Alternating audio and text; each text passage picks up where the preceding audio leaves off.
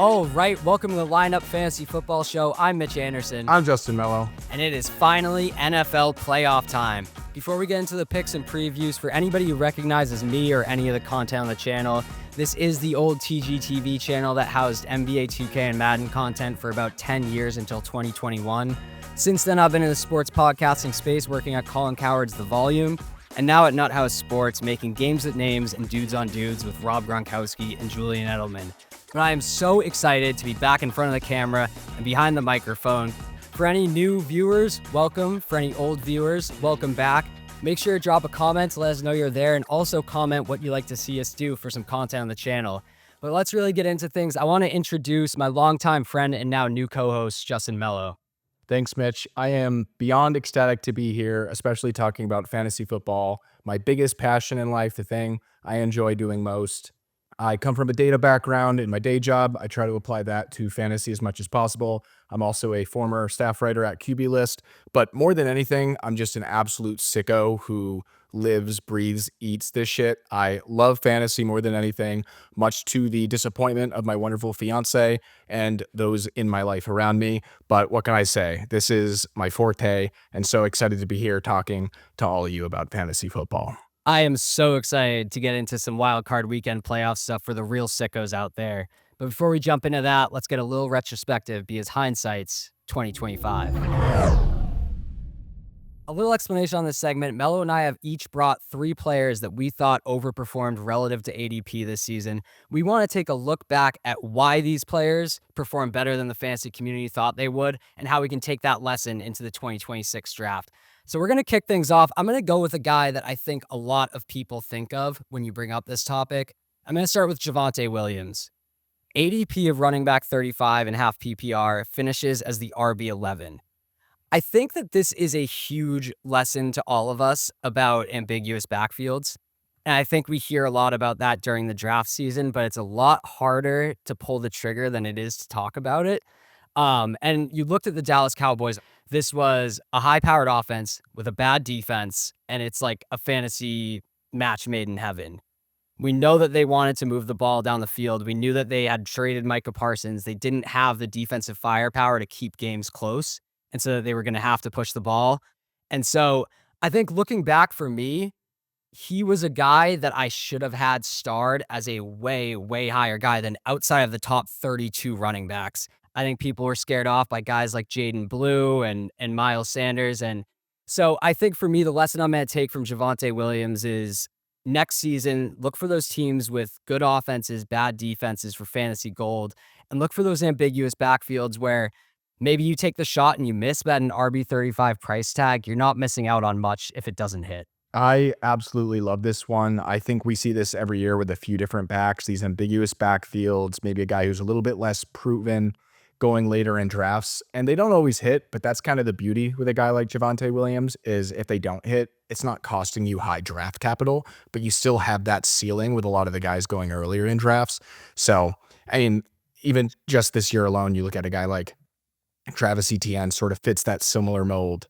And, you know, the examples go on and on year after year. So I think there's plenty of guys that kind of fit this criteria that we push too far down in drafts every year where we really shouldn't. All right, who do you got for your pick? I'm going to start with some low-hanging fruit here. I'm going to go with maybe the most obvious, overachiever on the season based on ADP. And I'm going to go with Drake Maye, finished as the quarterback 2, was getting drafted as the quarterback 16. And he was actually a guy I really did like in the preseason. And before I get too high on my metaphorical horse here, I did pick mostly guys that I myself was out on, just like a lot of the folks in the fantasy community.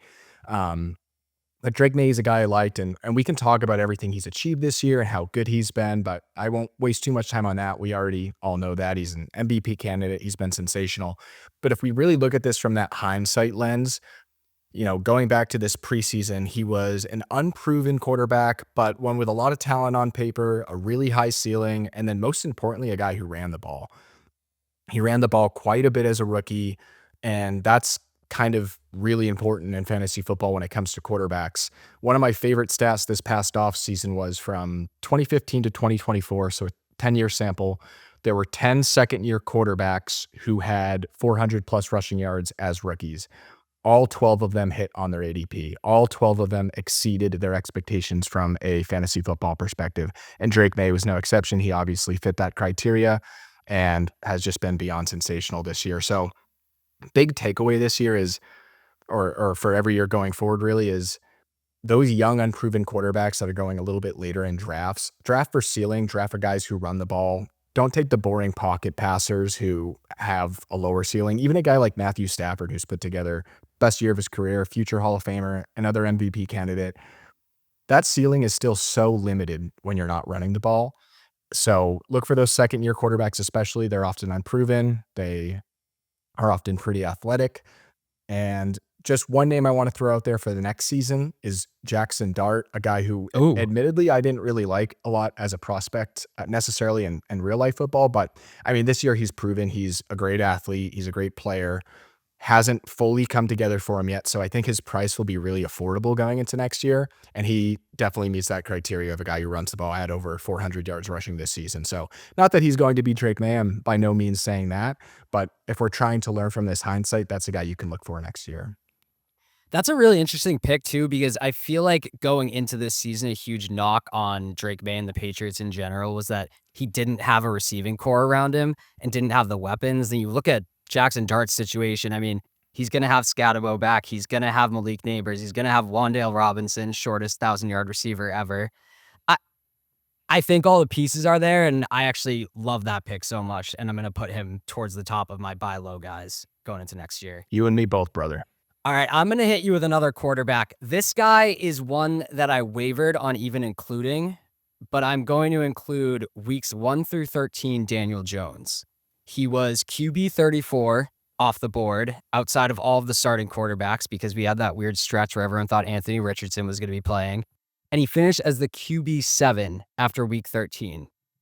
The reason I want to talk about Daniel Jones here is because I think we're entering into this weird era of the fit being very important for the quarterback and seeing a lot of these former first-round draft picks kind of fizzle out and then go to a new team and get, reborn, per se, in a new system. And so that's something I'm going to be looking out for this offseason. One guy that comes to mind for me, I've had a soft spot for him, but I've had difficulty watching him the past few years. Kyler Murray stands out to me. I think Kyler Murray showed so much promise. You talk about those guys who can get it done on the ground. And those first few seasons, man, we were drafting Kyler Murray in the top 6, 7 quarterbacks off the board.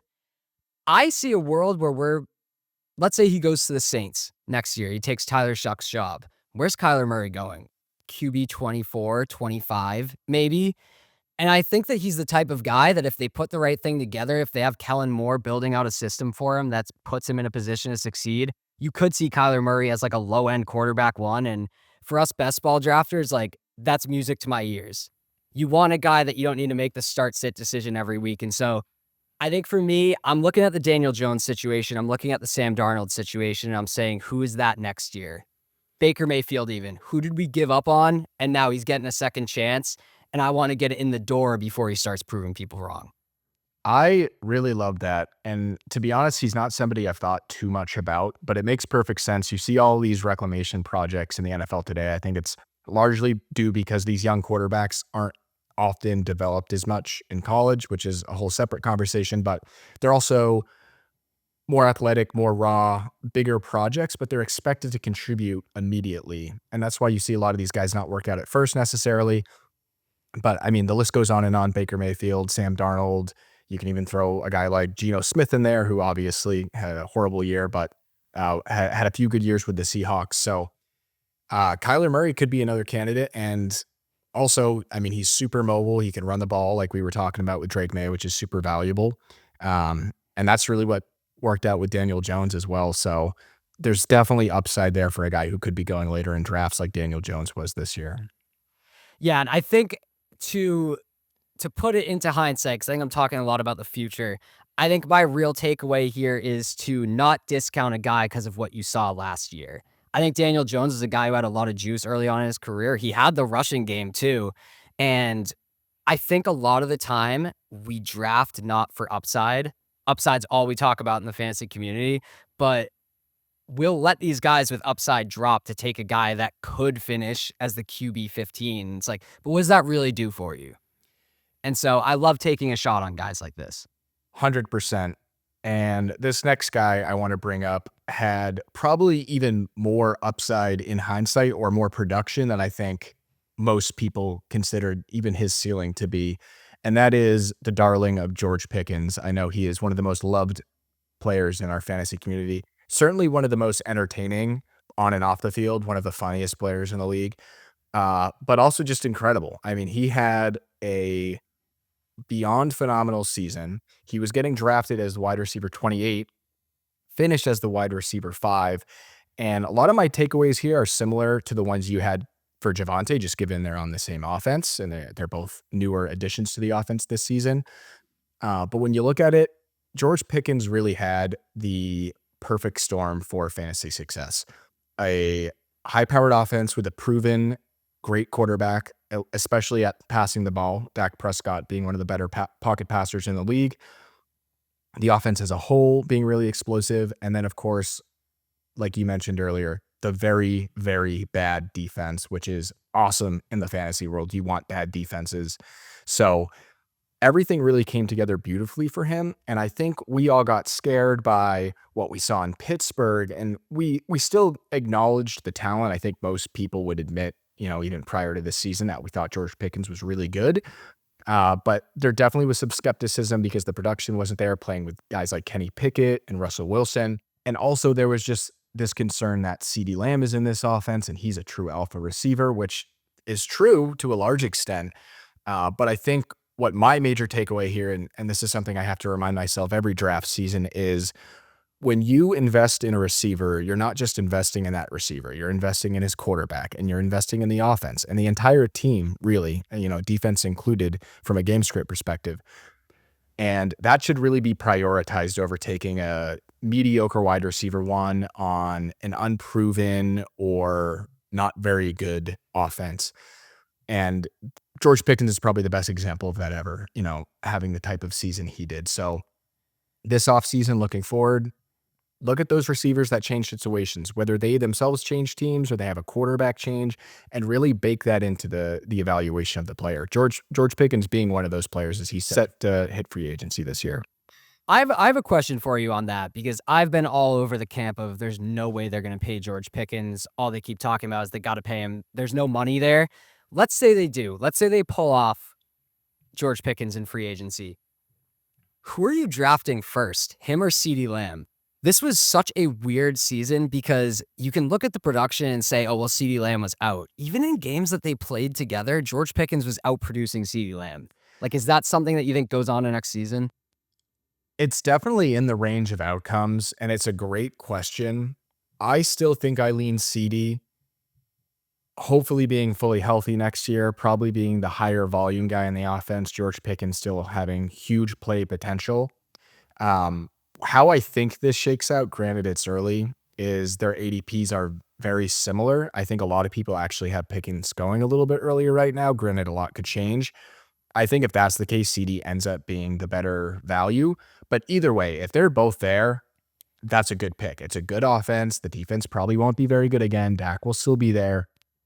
And it's a great combination of both floor and ceiling for both of those players if they're both in Dallas.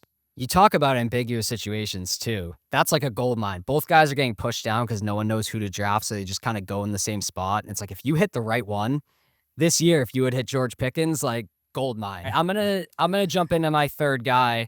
I want to go with somebody like not so polarizing, so I went with Kyle Pitts. ADP of tight end 16, finishes the tight end 2, which is like the funniest statement possible. And I wrote down in my notes, 2 things can be true. Yes, his production came largely from one game, but that game did happen. And Right. It does. I think I keep hearing that, and it's driving me nuts because everyone's saying like, well, if you took away that game, but that game happened. Kyle Pitts is a tight end 2 this year. And the hindsight part of this is probably the hardest of all now 5 players we've listed, because Kyle Pitts, the whole narrative is just the unicorn. He's an unbelievable talent. He's in a system that was looking like there's not that many mouths to feed. You've got Bijan, Drake London, and Kyle Pitts. Yeah, Darnell Mooney's there, but like, I'm not concerning myself with Darnell Mooney targets getting taken away from Kyle Pitts. I think people were really excited going into the year. He did his normal thing. He had his up games, his down games, and then he kind of exploded down the stretch. I personally, looking at Kyle Pitts, I think that I'm in next season. Don't and do I it to think I'm going to yourself. regret saying that. Don't do it. I'm going to say the thing that every single person in fantasy football loves to say, but Kyle Pitts just turned 25 years old. And I'm going to give you another argument right now. If you take away that monster game, the game that everyone says, if he didn't have that, Kyle Pitts fucking sucks. Kyle Pitts still had the second most receiving yards of his career, behind, of course, his rookie season. He still had the most catches of his career and the most touchdowns, which is incredible because he did the thing where he did 1, 2, 3, 4, 5, which means you're guaranteed 6 touchdowns from Kyle Pitts next season.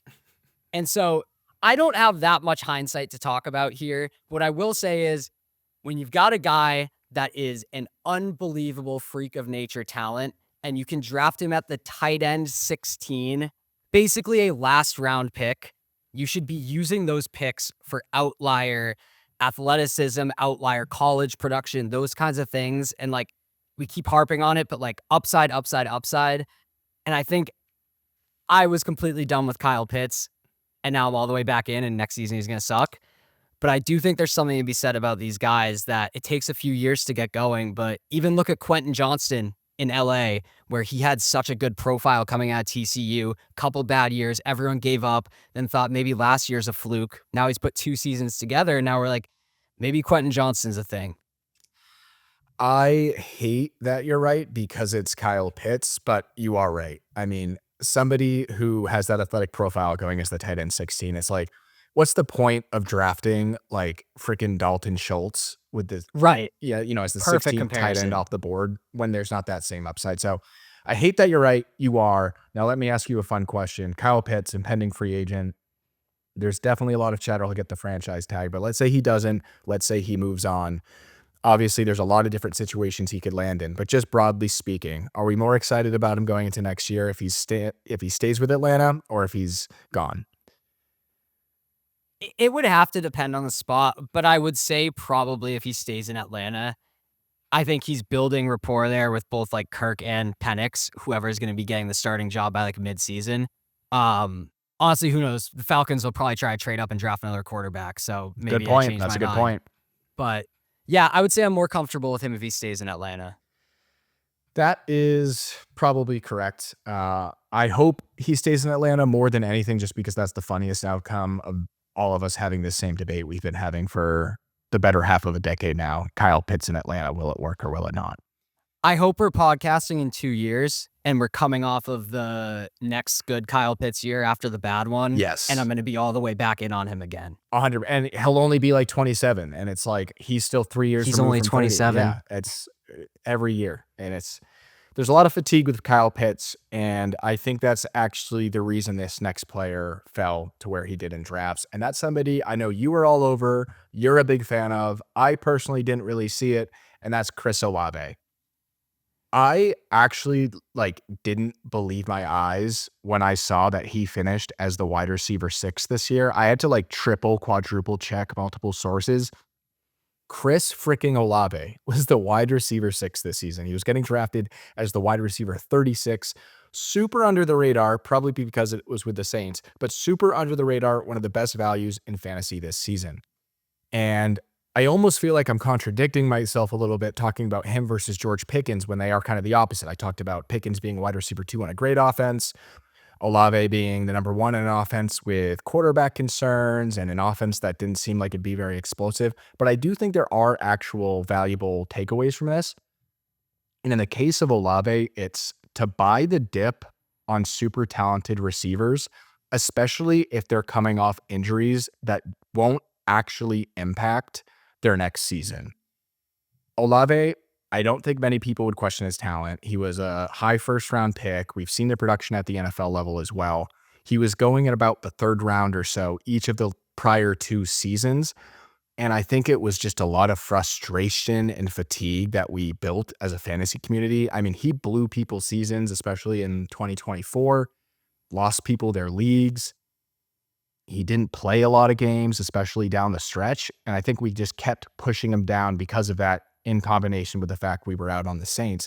But in reality, he's a super talented receiver, and it was probably unfair and unjustified to have any injury concerns going in this year. Obviously, the concussions, as a fan, you hate to see that happen, and you sort of cringe when you watch Chris Olave play football and he takes those big hits. But it's not like he tore his Achilles or his ACL or anything down the stretch. I mean, he went into the season fully healthy, and a lot of people, myself included, kind of wrote him off as somebody who's not going to play a lot of games this year, when that's completely just unfounded. So that's my biggest takeaway. Buy the dip on super, super talented receivers who are going later in drafts than they typically do, especially if part of the reason they're going later is for false injury concern. I think this is exactly what this exercise is for, which is removing biases, getting out of the emotional state of fantasy football, which we all play with, and just kind of looking at something for what it is. A hyper talented wide receiver in an offense where he was bound to get a million targets, which is exactly what happened. And like you said, it's the exact opposite situation of Pickens. There was no one else to go to. Got Juwan Johnson, I guess, but like, Yeah. you look back and hindsight's 2020. 5. Concussions, I mean, hindsight's 2025. The concussions were obviously scary because he had what, 5 going back to college, and Right. so one more, they were gonna have to take it seriously, and, there was a debate, you keep him out multiple weeks if he does get one. Right. But like you said, this isn't a torn Achilles, this isn't a torn ACL, he's not coming back at half speed, like, he was gonna be Chris Olave, which it's so incredible how talented that Ohio State wide receiver room was if your dad wasn't an NFL player. Yeah, that's true.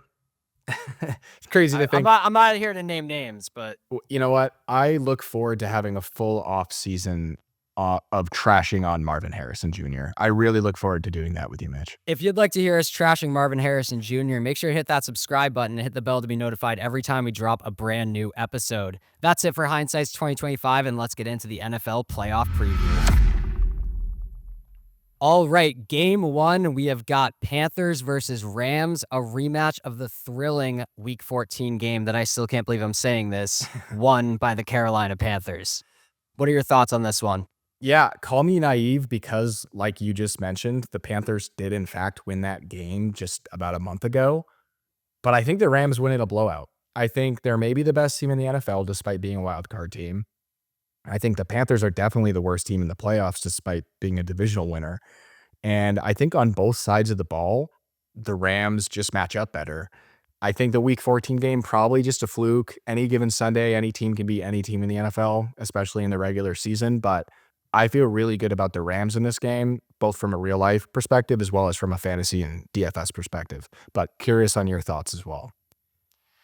Yeah, I've got the Rams in this one. We're going to talk about it a little bit later, but like, it's a 9.5-point spread. I think that's exactly right. I don't see Carolina keeping this within one score, one way or another, whether it's 10 or 14 or anywhere in between. I think the Rams take care of business. I don't think they want to be playing this weekend. I think they were hoping that they were going to have that bye, and so they're going to go out there. I think moving on, we're going to talk a little bit about who's in a position to succeed. I think this is a great spot for Kyren Williams. The Panthers ranked 9th in fantasy points per game to running backs. And I think a lot of people, if you look at it from like DFS and best ball, obviously Puka Nacua is the number 1 pick for best ball in the postseason and the highest salaried player in DFS. What if they get off to an early lead here? What if the defense does a little something and all of a sudden you've got like a 14-0 lead and it was maybe Parkinson who got the first and then they just ride Kyren Williams the whole way through? I think that is certainly a possibility. I think this game script will be super positive for the Rams run game.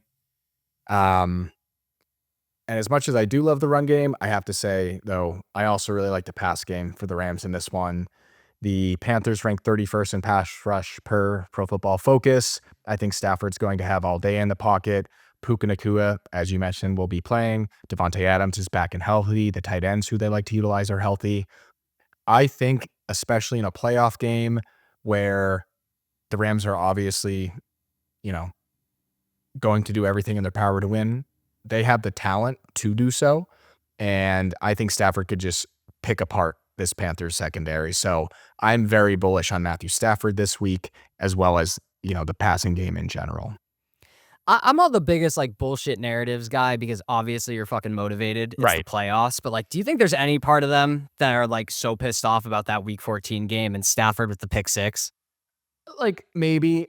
To be honest, I don't think it matters. I mean, if anything, I know after they lost, I know McVay said it wasn't that they underestimated the Panthers, they just got beat. That's probably largely true, but at the same time, there's a big difference between the preparation and the mental work that goes into a regular season game versus a postseason game.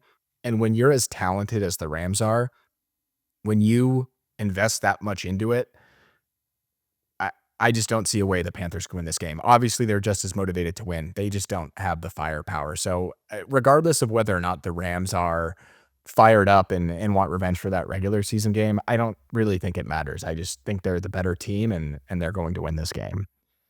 Yeah, I think that's probably right. You're all over the Rams passing attack. I'm all over Kyron Williams. Who scares you in fantasy this week? Yeah, I am kind of just anti-Panthers in general, but somebody I'm definitely staying away from is Rico Dowdle, who really was a surprise, like, great asset this year in fantasy. He had a great year, took the job from Chuba, but this is a brutal spot for him, and he did have a pretty productive day from a fantasy perspective the last time these two teams met. A lot of that came on just two explosive plays, though. Both in the passing game, he had two big gains through the air, his only two catches on the day. One of them went for a touchdown. If you remove that, it wasn't as great of a day, which obviously, yeah, you remove his best two plays, it's not a great day. No, no shit. But at the same time, I don't really want to have to rely on those big explosive plays.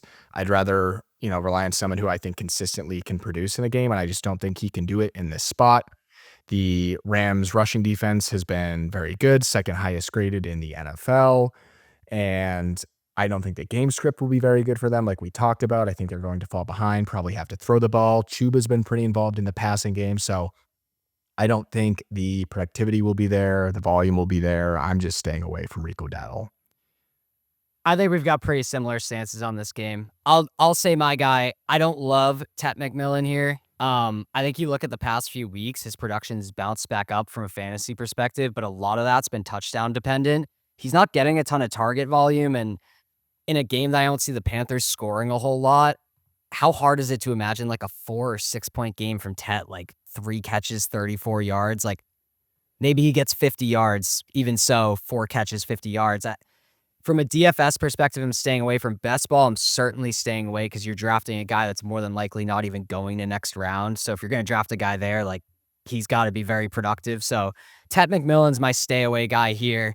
Who do you got winning? I think we both have the same answer. Yeah, we got the Rams.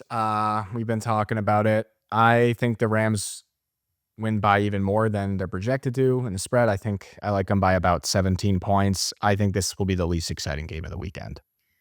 I agree with that last statement. I'll take the Rams by 10. My bold prediction for this one is that Kyron Williams gets 2 on the ground and the Rams take care of business 27-17.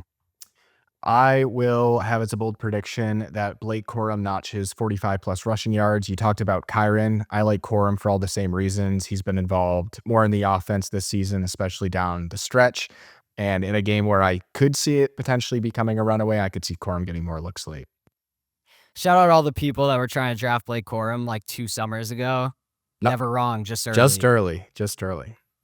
All right, on to game 2 of the weekend. I am fired up for this one. Packers, Bears. My initial thoughts on the game.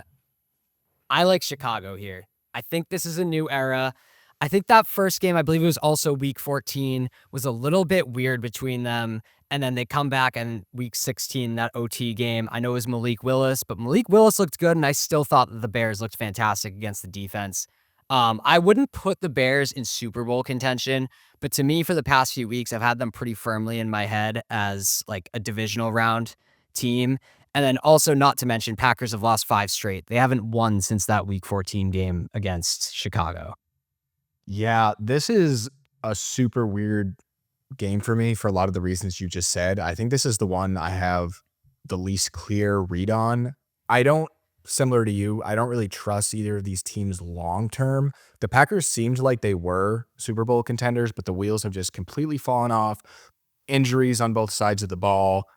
They just feel so decimated where it's like the Bears should win this game. But I also feel like there's more of a trust factor with the Packers with Matt LaFleur. Obviously, he hasn't gotten to a Super Bowl yet, but he's coached a lot of playoff games for these Packers. He's won a lot of How playoff good are the games. coaches in the NFC North? It's Incredible. like crazy. Kevin O'Connell, Dan Campbell, Matt LaFleur, Ben Johnson. It's Crazy. unbelievable. I think only the AFC West rivals it, which would have had a higher Yeah. reputation this time last year with Pete Carroll. Obviously, that was an absolute disaster. Why? What happened? Not much, actually. But yeah, I think my heart almost like, not my heart necessarily, but I guess the back of my head almost gravitates toward the Packers because of that trust factor. But I could really see this game going either way. Yeah. Who do you have in your position to succeed this week in this game? I have kind of a sneaky weird one.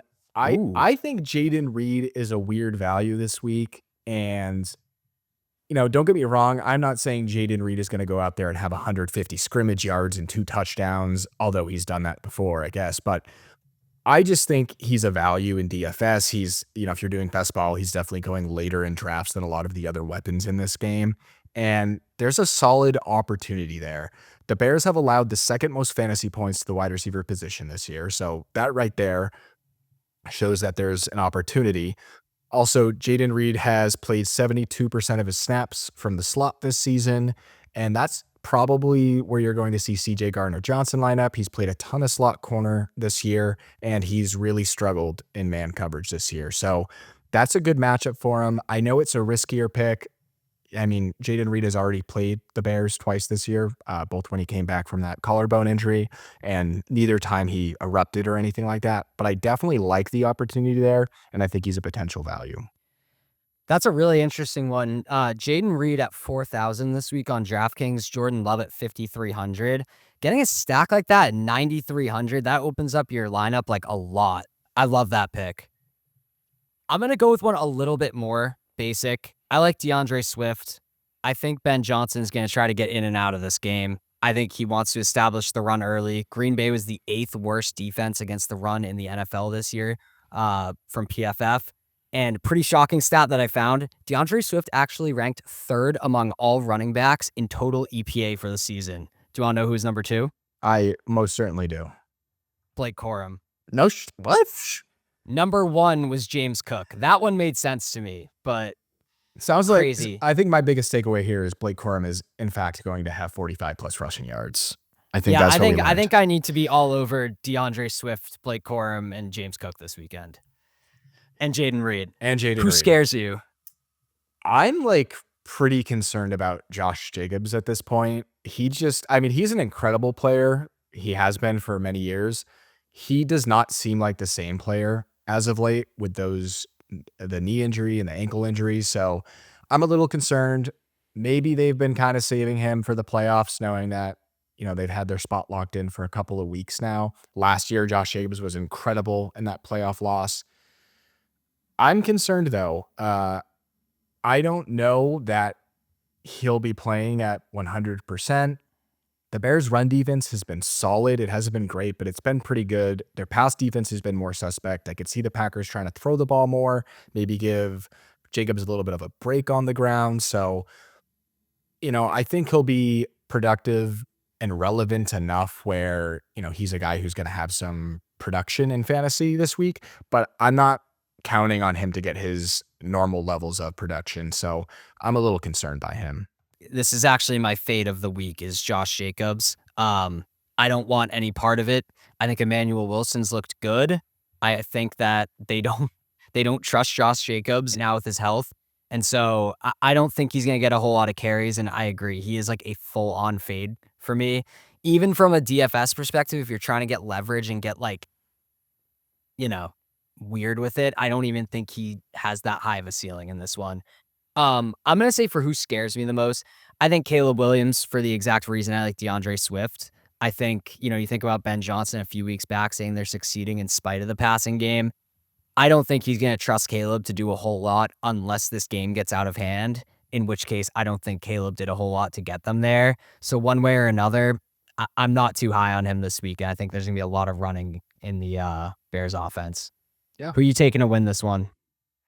I said earlier, I don't have a great read on this one, but I'm going to go with the Packers and an upset, albeit a small upset. I think this game's pretty much a coin flip no matter where you look. But I think it's going to be close, but I like the Packers by a field goal. Packers actually favored in this one, which shocked me. I saw they opened. I thought it had moved, but maybe Did it not. move? Okay. I mean, it makes sense. This is a coin flip in my head. I will take the Bears. I can't get the mental image out of my head of them beating Green Bay in the first round of the playoffs and this feeling like a new era for the Bears, even if it ends next week. What's your bold prediction for this one? Given it's a close game, I'm going to say this game is decided on the last play of the game, similar to how this series has gone this season. And I don't think either team takes more than a one-score lead the entire game. I'm going to go super bold and just go all in on Swift and Monangai both score a touchdown and the Bears win. That would be very Ben Johnson. It would be very Ben Johnson. It would be very David Montgomery and Jahmyr Gibbs of last year. On to a game that I think this is the game, besides probably, I guess, the Patriots, that I'm most excited to talk about. Buffalo Bills and Jacksonville Jaguars, the 13-4 Jacksonville Jaguars. Let me give my thoughts on the game, and I want to see if you agree. Buffalo opened as a 1.5 point favorite, and that feels like a lifetime achievement award if the lifetime is like 5 years. I don't understand in any way how this could be the case if you've watched either of these teams the past 6 or 7 weeks. I think that as someone who is disrespectful to this Jaguars team in the offseason, I've had to eat crow. But you look at a team that's coming off of 8 straight wins. 8 straight wins versus a team that, yes, you have Josh Allen, but besides James Cook and Josh Allen, is there anybody in that offense you can say you have even been slightly impressed by? No. I think they're a disaster, and I think the wheels are falling off. And I think this is going to be a great offseason for them to recoup and let's figure it out and get Josh Allen as supporting cast. But right now, this line is basically saying, I think Josh Allen's going to be Superman, and I think he's all out of magic this year. So here's my response to that. I 100% agree, and I've actually been saying all season, even before week 1, the Bills are a vulnerable team because they have this MVP quarterback in Josh Allen, and they have a great running back in James Cook, and they have a great offensive line as well, which is obviously super important. But outside of that, this is not a very structurally sound roster. They have a lot of holes on this roster that Josh Allen and James Cook in that offensive line cover up. So I completely hear you that, maybe we're investing a little bit too much into Josh Allen. And also similar to you, I've been a real doubter of the Jaguars, I'll admit it. And not just in this past offseason. All season, I've thought of them as pretenders. I thought they were going to get in and then I've been done since the Duvall interview. I was out. I thought they'd be picking top 5 after the Duvall interview. Yeah. And here we are. They're a divisional winner. I've finally changed my tone, literally only the last 2 weeks or so. I'm finally in. Trevor Lawrence has looked great. I've been super critical of him. I think Jacoby Myers is very under the radar, like the magic Band-Aid that fixed this offense. You hear Liam Cohen talk about it. Jacoby Myers unlocked our offense, and it's true. Jacoby's been super productive, and those around him have been too. It's just opened up everything in Liam Cohen's offense, and the defense has been good too. So I think the Jaguars are a better team holistically. I think they could make a Super Bowl run if they win this game. With that said, I hate that I drink the Josh Allen Kool-Aid as much as I do.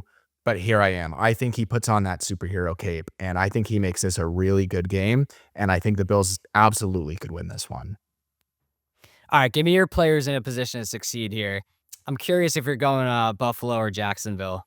I am going to go with Buffalo, and I know this is super, super lame because it's like picking the best player maybe in football, but give me Josh Allen. I think he will have to go superhero in this game to win.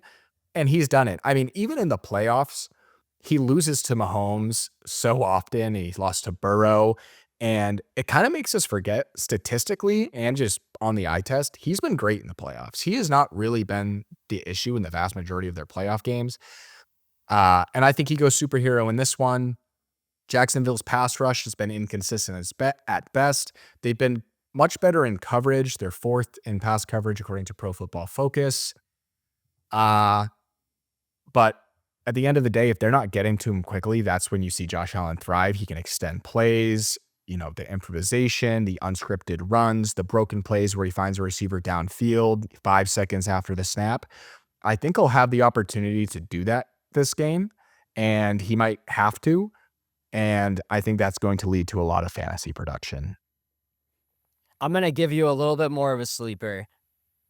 Actually, I'm going to cheat. I'm going to give you two guys. First guy I'll give you is Travis Etienne. Buffalo ranks 5th worst in PFF's run defense grade and 2nd worst in the league in tackling. I know that Travis Etienne has not looked that efficient later in the season, and we're seeing Bashal Tutin mix in a little bit, but I do think this is a spot.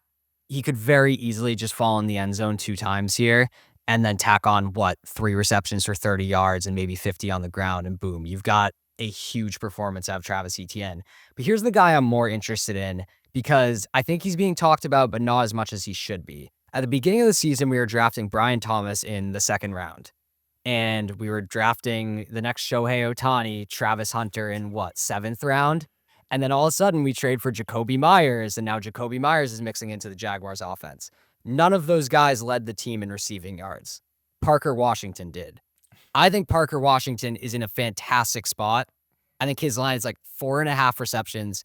I think that we're going to see Parker Washington eat against Buffalo this weekend. He's actually good. It's not just with the numbers. Sometimes you see a guy who's, maybe decent but not great, put up a fluky big year. Parker Washington looks incredible. Absolutely. I'm very curious to see how this shakes out next year with Brian Thomas, Jacoby Myers, Shohei Ohtani, as you said, and Travis Hunter, and Parker Washington all there. That's a lot of mouths to feed, so I'm curious to see that one shakes out. But yeah, I like him this week as well. If you want to make some room in your DFS lineups, Mello's pick on Jaden Reed for 4,300, and then you can go grab Parker Washington for 5,000, and then you can just stack the rest of that thing. Who scares you from a fantasy perspective? I don't really like the Bills pass catchers, which I know is sort of counterintuitive that I'm in on Josh Allen, but I mean, you said it yourself, none of the pass catchers have been impressive this year. And it's an offense where everyone eats, which really kind of means nobody eats. And although in the aggregate, I think Josh Allen has a good game. I think he spreads the ball around. I think he does a lot of it with his legs. And I don't trust any of those receivers individually. Yeah, I don't think Keon Coleman could separate his laundry. I went with the same thing. I'm not trusting any of them. I've been hurt enough by Dalton Kincaid this year. Every time you think Dalton Kincaid caught a touchdown, it's Dawson Knox. Every time you think Dawson Knox caught one, it's Dalton Kincaid. Like you said, it's spread way too thin. And if you're going to shoot the dart, I think you skinny stack with Josh Allen and maybe throw in one of them to take a shot. Yeah. But you're really it's a crapshoot. And so if you want to play stupid games, you can win stupid prizes, but I'm staying away. You and me both. Who do you got to win this one? I teetered back and forth on this one, but give me the superhero. Give me Josh Allen in a super fun game, back and forth, comes down to the end, a lot of points. I'll take the Bills by 4. I will take the Jaguars. I'll take the Jaguars by 3. I think it's close, but I think we see our first divisional round in a long time with no Burrow, Lamar, Mahomes, or Josh Allen. As a Patriots fan, I am rooting for that. Yeah. Give me your bold prediction for this one. I think James Cook's going to struggle a little bit in this game. Jags' run defense has been good. I think he'll be bottled up for a lot of the game, but he's got that breakaway speed. He's got that big play, home run hitting ability. I want a James Cook 50-plus yard touchdown run. I like that pick a lot. I feel like when you think about the ones that you can just see it in your mind's eye. I can see that happening. I'm going to go kind of similar, not 50-plus yards, but I'm going to say ETN, James Cook, and Josh Allen all find the end zone on the ground. I absolutely love that pick. I'm curious to see what the value on that would be because I think that is a phenomenal value. Moving on to the 4:30 window on Sunday. This is another one of my favorite games. 49ers and Eagles. I'll start with my thoughts. I've been all in on this 49ers team the past few weeks. I said to you a week or two ago that I thought they were going to dominate Seattle. I thought they were going to go in there and I thought they were just going to show everyone they're the best team in the NFC and that we wouldn't be talking about them in this episode. I was wrong. but I'm not one to back away from a take, and I'm sticking with the 49ers. My other strongest take this season is that I'm going to get a lobotomy if I have to watch one more week of Eagles football. I'm so sick of it. I know last week was a dud for San Francisco, but I think they're the better coach team, and I think Saleh is going to have Jalen Hurts in hell. This is like the weirdest playoff game ever, I think, because I have never seen a playoff game where both teams simultaneously feel like legitimate Super Bowl contenders and also like obvious wild card exits at the same time. Yeah. Like you really can talk yourself into either. I think what it really comes down to is it's a battle between a super talented team on paper that has the worst vibes in the NFL and a team that's missing a ton of talent, but the vibes have been super high the last couple of months. Obviously, last week, the loss to Seattle hurt, but otherwise, the Niners have felt super fun. They've seemed like they're going in the right direction. And I'm not sure why the Eagles haven't tried like an inflatable positivity animal of that sorts in sounds their like locker room. maybe like a rabbit or something like that. Something like that. Something like that could. I think AJ Brown would appreciate it probably. Yeah, Nice to read by. yeah, they're the least likable from just like a viewership perspective Super Bowl contender in the NFL. They're not fun to watch. I couldn't agree more. Who's in your position to succeed?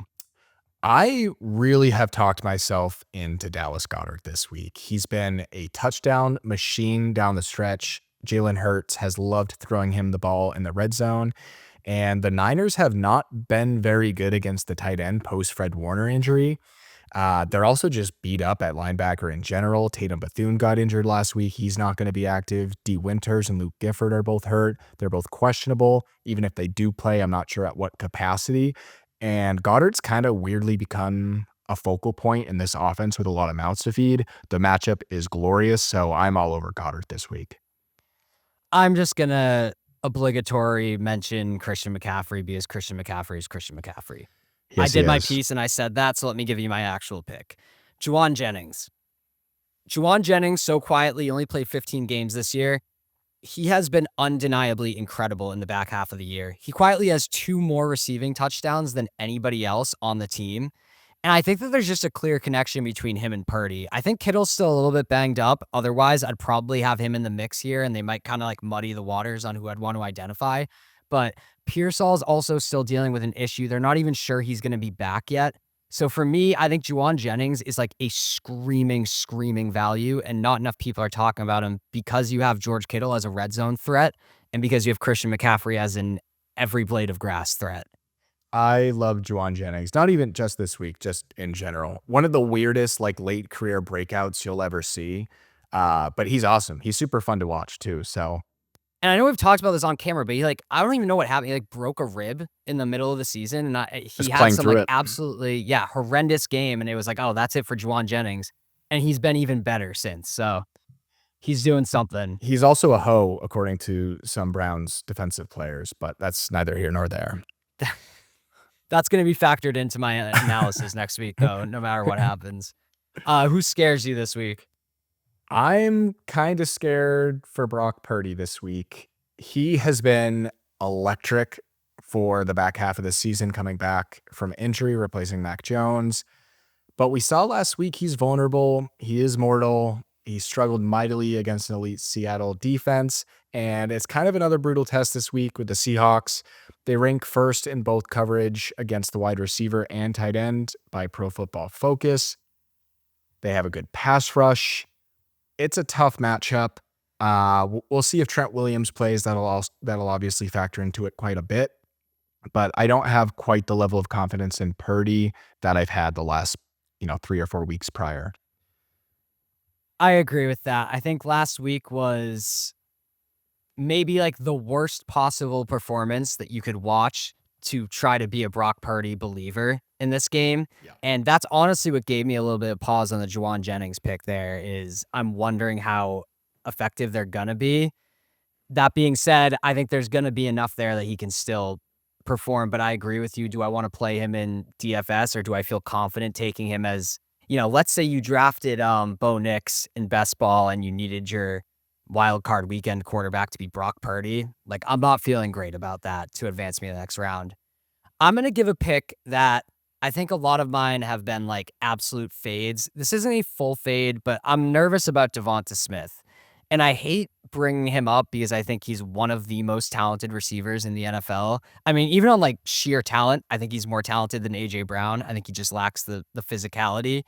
But I think when you look at these games when they have AJ Brown, when they have Dallas Goedert, and then they have Devonta, the usage just isn't there for you to feel confident. So if you want to take a dart throw on Devonta this week in DFS, I like it. But gun to my head, do I want Devonta in any meaningful fantasy lineups this week? No. Yeah, I feel that. Honestly, just Eagles pass catchers in general, obviously with the exception of Goddard, who I like this week. I just don't have the level of confidence in to really invest in from a fantasy perspective this week. So I don't blame you there in the slightest. Who do you have to win, and who do you got for the bold prediction? I think the experience and the home field advantage and the defense show up, and the Eagles win ugly, and it's not the most glorious or visually appealing win, but I'll take the Eagles by 4. And bold prediction, I mentioned I think Purdy will struggle to push the ball downfield a lot. I think McCaffrey is super, uber, hyper targeted in the passing game. Give me McCaffrey 10 plus targets. Wow. All right, I will go. Give me San Francisco. I think we've been different on every game except for the 4:30 on Saturday. I just like being contrarian. Yeah, clearly. I'll take San Francisco. I'm going to stick to my guns. I think Juwan Jennings gets a touchdown. I think Christian McCaffrey gets a touchdown because Christian McCaffrey's not going 2 straight weeks without a tutty. All right, on to the Sunday night football game. 2 Patriots fans. I feel like we could talk about this forever, but give me your initial thoughts on the game. Patriots Chargers. Yeah, you're going to have to like cut me off at some point because if I get too into it, I could talk for an hour. So I'll try to keep it quick. Obviously, as a biased Patriots fan, looking forward to watching this. But my initial reaction to this game is we would be talking about it so much differently if the Chargers were healthy, particularly on the offensive line. Maybe the best offensive tackle duo in the league, and Joe Alt and Rashawn Slater, obviously both missing significant time this season, not going to play again this season. And that has really transformed the Chargers from a team that should be one of the best in pass protection to maybe the team that's worse in pass protection. And Justin Herbert is out there running for his life. Sometimes it seems like his literal life. And because of that, I really like the Patriots in this one. They haven't gotten the most production out of the defensive front, especially the back half of the year. But unlike the Chargers, they're getting healthier. They have a lot of guys coming back from injury. So I think that really tilts the scale in favor of the Patriots. Yeah, I feel pretty strongly about this one being a solid Patriots win. I think they're going to keep them out of reach, but my note for this game is, don't let Justin Herbert have a foot in the door. Right. I think going off of what you said, like so many injuries, they have no business being here right now. Like absolutely no business being in the playoffs. And you've got Justin Herbert working with a turnstile offensive line. He had a broken hand, and he's still just doing superhero things every week. So my keys to the game for the Patriots are get up and stay up. Like you can't have a situation like in Buffalo a few weeks ago where you just let things slip towards the back of the first half, and then next thing you know, you're down midway through the third quarter. I don't think they will. I actually think in that moment that was a great example of adversity that team maybe needed. Right. But before I start spoiling how I actually feel about the game, who's in a position to succeed in this one? Give me Stephon Diggs. He has been surprisingly good, coming off a serious injury at his age. You often see productivity slip. He's been awesome. And you've really seen Drake May go to him in the biggest moments. 3rd and 4th down. He's looking for Diggs. Late in game, you need a conversion, you need a big play. He's going to Diggs. He's become the alpha of this offense. I think, big game, playoff game, he'll be hyper targeted. I think he'll move around in the formation a ton. Josh McDaniels likes to do that. Dante Jackson's had sort of a mini breakout year for the Chargers. He's been really good at cornerback, but I think, like I said, Diggs is going to move around a ton. They're going to try to exploit a more favorable matchup, and he'll get a lot of volume. So give me Stephon Diggs in this one. I love Diggs too. I wish you hadn't put him down in our notes first because I would have said the same thing. But I will stay with the Patriots and go to old reliable Hunter Henry. I don't think the matchup on paper is all that incredible. The Chargers are actually top 5 against tight ends in almost every single fantasy metric, like receptions, yards, touchdowns. That being said, this Chargers run defense has been pretty phenomenal this season. And so I think Josh McDaniels is going to try to put Drake Maye in a position to succeed. And how do you do that?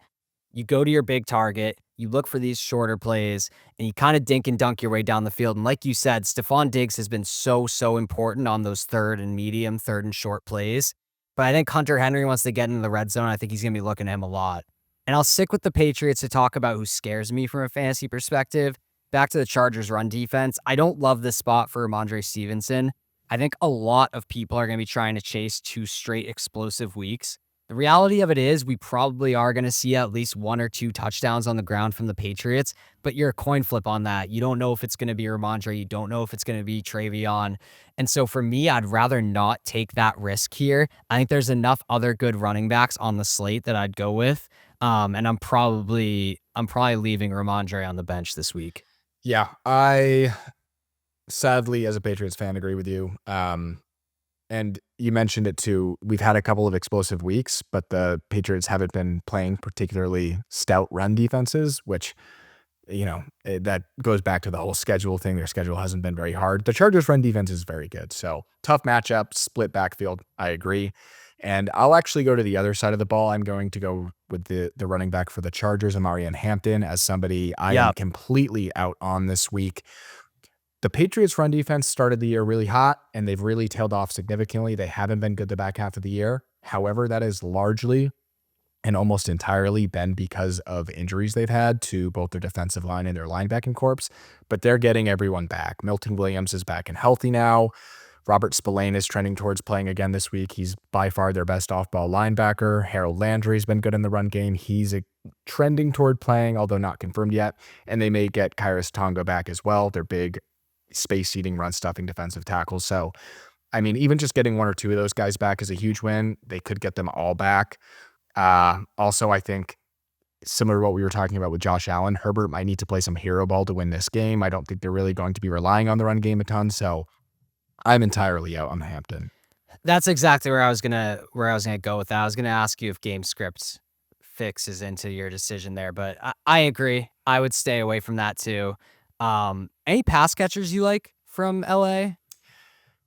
They're like, I just talked about Allen, comparing him to Herbert already, but like the receiving corpses are kind of similar too. Obviously the Chargers receivers are much better, much more talented, I think, but it's kind of an any given week kind of thing. Like Ladd McConkey's been one of the biggest disappointments in the first few rounds of fantasy this year, but he's still had some really big boom weeks. It just depends. I don't know what the matchups will be. I mean, the Patriots secondary is pretty good. Obviously, Christian Gonzalez is great. I'm not sure if they're going to move him around, who he'll cover. It's just too much unpredictability for me to really invest in any of them. Yeah, I'm with you. I ask it because I feel the same way. It's spread out pretty thin. Sometimes you have a Ladd week. Sometimes you have a huge week. And then, even Gadsden had his few weeks in the middle there. And if I'm taking a shot on a guy this week, I do think it's Quentin Johnston, but I don't feel strong enough about that to like give a full endorsement, if that makes sense. Yeah, I think it totally makes sense. I'm on board with that entirely. All right, who do you got to win? And give me your bold prediction. Give me the Patriots comfortably, not a complete blowout, but I think they maintain the lead for most of this game. Call it 10 points. And bold prediction, I mentioned I'm bearish on this Chargers backfield. I'll take the Chargers running backs to combine for under 50 yards rushing. We're finally back on the same page. I have the Patriots to win by 7-10, and Drake Maye lights it up and passes for 3+ touchdowns in a game that's never in doubt. I love that prediction. All right, last game of the week. Houston Texans 12-5 versus the 10-7 Steelers, which I just want to shout out that game. When you consider the stakes of that, I think that may have been my favorite game of the year. Like Seattle, LA was incredible, but like just, win or go home. It was a playoff game. It was a playoff game. Rodgers, Lamar, back and forth. Zay Flowers, 250-yard touchdowns. The Calvin Austin touchdown. Just, that was one of those, it's like, this is why I watch football kind of games. That was the kind of game that was like a huge like point or like a notch on the belt for those who say the NFL is scripted, because like you couldn't have scripted a better game than that. It was a phenomenal game. Unbelievable. Moving on to Monday night, though. This is one that, from a fantasy perspective, I think we're just going to talk more about the game because I don't want to recommend really anybody. We have a few guys in here, but my biggest comment from this is that I would like to play Woody Marks because I think that Houston's going to go up early, but I can't get over the tweet I saw that said, imagine how good Woody Marks would be if he was actually good. Football tweet of the year. I was like, yeah, that's how I feel when I watch him. Like, he gets all the opportunities. I see the hole open, and then I see Woody Marks on the ground. My last comment, Texans are coming off an NFL leading 9 straight wins, and I don't see it stopping here. Yeah, I think the Steelers just got to kind of be happy to be here, especially after that dramatic game. I think there were probably a dozen different times in that game where it looked like they weren't going to be here. So they got to be happy to be hosting a playoff game. And it's Wildcard Weekend, which the last 5-6 years or so has become the Mike Tomlin gets beat invitational. I think the Texans are super happy to be invited to that. And I think, like you said, I think that they'll probably end up winning this game. And who knows, Mike Tomlin could even be on the hot seat, similar to almost every other coach in that division. They've like literally been doing this since like the Roethlisberger days. Like, do you remember that game against the Chiefs? It was like the start of the Chiefs dynasty a little bit, and it was like the end of the Roethlisberger era, and they beat him like 44-10. It's unfathomable that the Steelers have not won a playoff game since the 2016 season, so early 2017.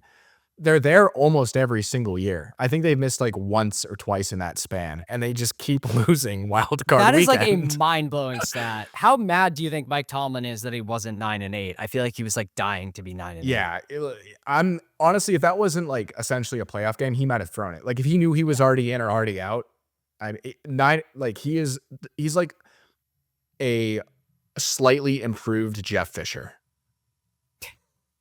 That's Mike Tomlin. Did you see the gif of it? Or not the gif, but like the video that's now a gif of him after the game when he just started beating his chest and then blew a kiss. Yeah. It's like, that's like the most Mike Tomlin thing I've ever seen. And I hope that he survives the loss if they lose, because I don't know. I think I'd just feel wrong watching a Steelers game without Mike Tomlin on the sideline. Definitely. First thing, I will 100% be using that every time I win a fantasy game going forward, just sending that video of Mike Tomlin, especially if it's, on Sunday night or Monday night. But yeah, I agree. Mike Tomlin belongs with the Steelers. The Steelers deserve Mike Tomlin. I think Mike Tomlin will definitely be a head coach somewhere next year, probably the Steelers still, but if not there, somewhere. Yeah. All right, give me your who's in a position to succeed and who scares you. Like you mentioned, I'm not really excited about this game from a fantasy perspective, so I guess I'll just take the best player in the game, which is Nico Collins. I think he's a far superior receiver than any of the Steelers' cornerbacks are as cornerbacks. So I think he's going to have a good game, at least comparatively from a fantasy perspective. Mike Tomlin and the Steelers haven't historically really schemed around number ones, with double teams or safety help over the top. It's not something they typically do a lot of. So Collins could have a lot of true one-on-ones. So even though I'm not super enthusiastic about it, I mean, that's the guy I would take in this game. Yeah, I'm going to echo the same thing. I'm all over Nico Collins. I think the matchup's incredible, and I think Stroud's going to go to his number one guy. But I want to give a huge shout out to my guy. I think I've been texting you about this guy for weeks now.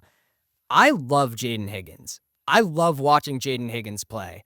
And I think that, like, if Nico Collins wasn't there, or if he was in an offense that could support 2 wide receivers, like, we'd be having like very serious conversations about him flying up the charts for ADP next season. But Just looking at this game, I will say I think he's absolutely worth a flyer in DFS at 4,100. I think he's on nose for the end zone. He scored both of the past 2 weeks, and he's going 10th round in best ball right now, which I think is like such a screaming value if you believe in the Texans and believe in this defense and you're looking for a cheap piece that can carry to, either the divisional round or the AFC Championship. So I'm all in on Jaden Higgins. I think he scores a touchdown this week. And who scares me from a fantasy perspective? I'm going Woody Marks. I'll spoil it for you for next week when the Texans win. It's going to be Woody Marks again. If only he were good, he'd be so good. He would be so good if he was good. If he was good. I'm going to take the Texans to win, and my bold prediction is just going to be that they get a defensive touchdown somewhere in there, and they win by at least a touchdown. Yeah, I'm pretty similar. We already kind of harped on it, but players I'm scared of from a fantasy perspective, basically anyone on the Steelers offense against this elite Texans defense. I like the Texans to win by 6 in a slugfest where there are 8+ sacks. That is my bold prediction. Both great pass rushes, not so great offensive line, especially on the Texans side. I think both quarterbacks are fighting for their lives out there. That is it for our NFL playoff preview, but we do have one final segment. Mello and I are going to look at every single player and choose 3 to set the line. All right, so we have looked at the entire slate, and each of us have selected 3 players and set our own line for PPR points. We're going to ask the other person if we're going over or under, and next week we'll figure out who had more, and we'll track this throughout the playoffs, and we'll have to figure out some sort of punishment for whoever doesn't get this. I'm always game for a good punishment.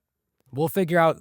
Drop in the comments what you want the punishment to be. We got to have it figured out by like next week. I shouldn't say this, but I will do almost anything. I'll do pretty much anything. I'll do like literally anything you tell me to do. Yeah, I'll do We'll make content of it. So, yep. All right, I'm going to start it off. I'm going to start with your guy that you started the episode with, Drake Maye. My darling. I put him at 18.5 points. My beautiful over darling. Under. That's realistically a good line. The Chargers defense, although we're in on the Patriots this week, the Chargers defense is solid. It's a good defense. I am going to take the over for the MVP candidate, though. A lot of that is my heart. A lot of that is my bias. Love Drake Maye. But you mentioned it. The Chargers run defense is very good. I think there's a good chance the Patriots throw the ball a lot. And another sneaky thing, and this is really more of just like a hunch, more of just sort of in the back of my head as something, grounded in a lot of evidence. But I think there's a good chance the Patriots run some more read option this week. Oh, I thought that's something they would do more in the regular season, but they really didn't very much. They've kind of kept it in their back pocket. Josh McDaniels did run it with Cam Newton, so he has installed that in his offense before. Drake Maye is big, physical, fast. And I wonder if that's something we'll see more design runs, more read options. So that would obviously elevate Drake Maye from a fantasy perspective as well. All right. I will start off also with a quarterback for you. I'm going to go with Aaron Rodgers, potentially his last career game, his swan song against a really, really tough Texans defense. I'm going to set it at 13 points even. Ooh. I will go over on this. I think Pittsburgh gets 2 touchdowns in the air. I think they're trailing. I think they're going to have to abandon the run game at some point. And so from that point, it's like, can he score 5 points just with passing yards? I think there's probably an interception in there. I'm going to go over, but that's a good line. Love that. All right. On to my next one. We'll go Christian McCaffrey, 21.4 points. I think I know your answer based on your analysis earlier. Yeah, just for like my own reputation, given I said 10 plus targets, I sort of have to take the over in full PPR because, I mean, even if he hauls in only like 6 of those, that's 6 points right there.